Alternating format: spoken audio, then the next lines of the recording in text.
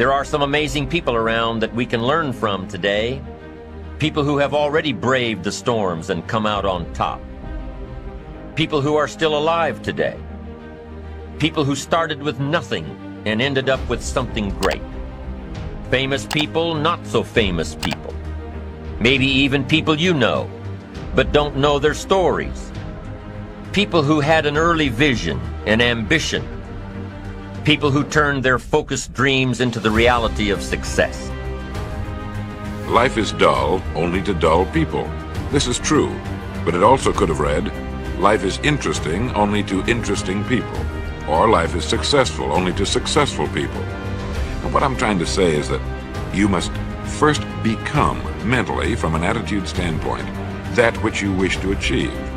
A famous restaurateur was being interviewed by a reporter who asked, "When did you become successful?" He replied, "I was successful when I was sleeping on park benches, because I knew what I wanted to do and that I would do it."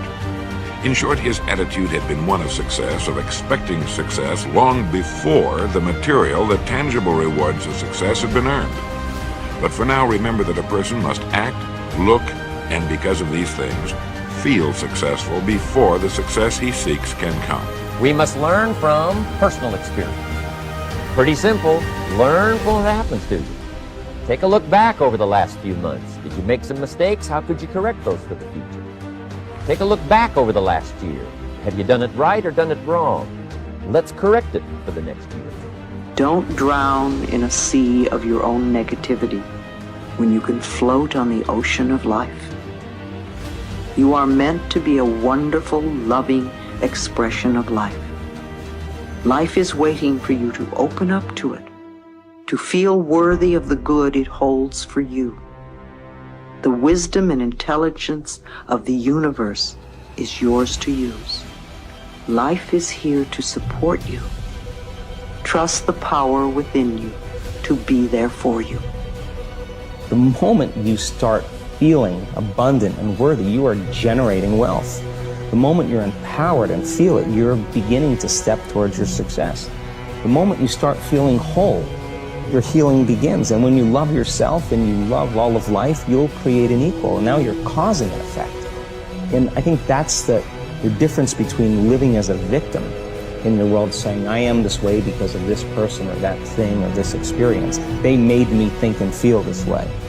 When you switch that around, you become a creator of your world, and you start saying, my thinking and my feeling is changing an outcome in my life, and now that's a whole different game, and we start believing more that we're creators of reality. This is your moment to shine, and if you're not willing to shine, then step aside. If you're not willing to work, then this is not the place for you. You got to toughen up. You got to look up. You got to build up. If you want it, this is the time to go get it. But you got to work for it. You got to believe in it.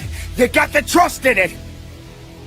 If you put yourself in a new situation, then new genes code for new proteins and build new neural structures and new nervous system structures. Same thing happens to some degree when you work out, right? Because your muscles are responding to the load, but your nervous system does that too. So you imagine that there's a lot of potential you locked in your genetic code. And then if you put yourself in a new situation, then the stress, that's the situational stress that's produced by that particular situation, unlocks those genes and then builds new parts of you. And so that's very cool, because who knows how much there is locked inside of you. Okay, so now here's the idea.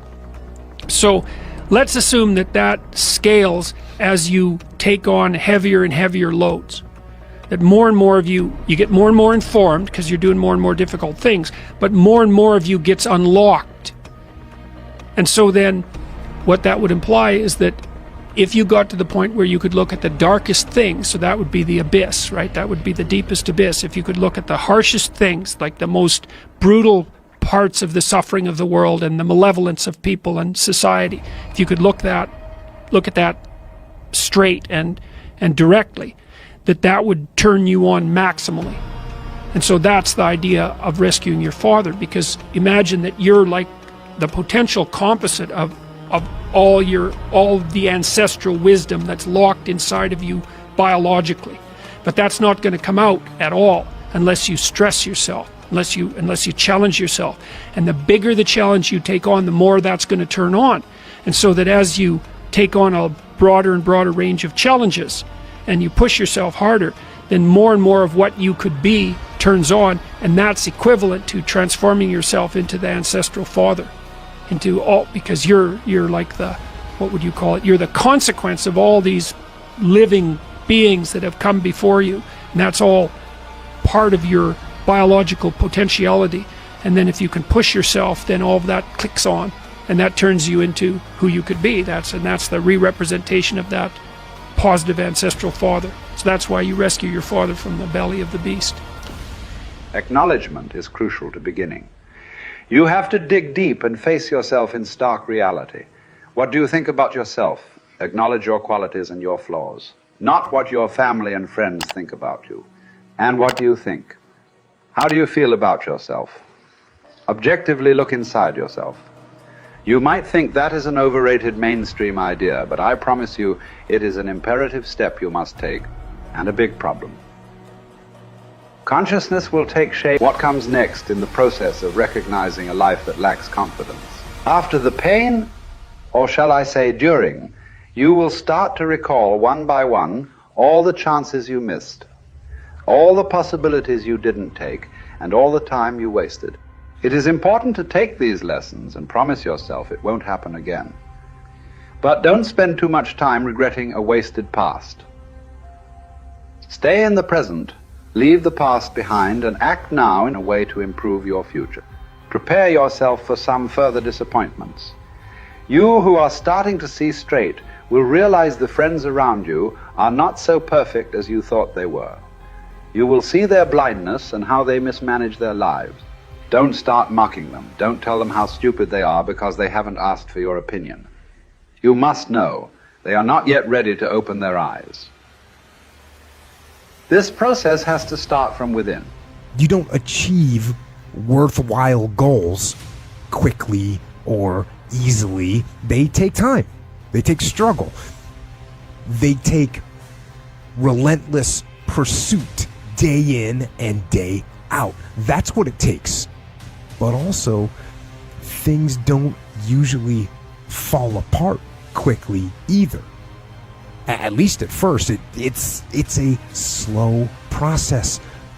A little slip here, a little setback over there, a little wearing down of discipline and will over time.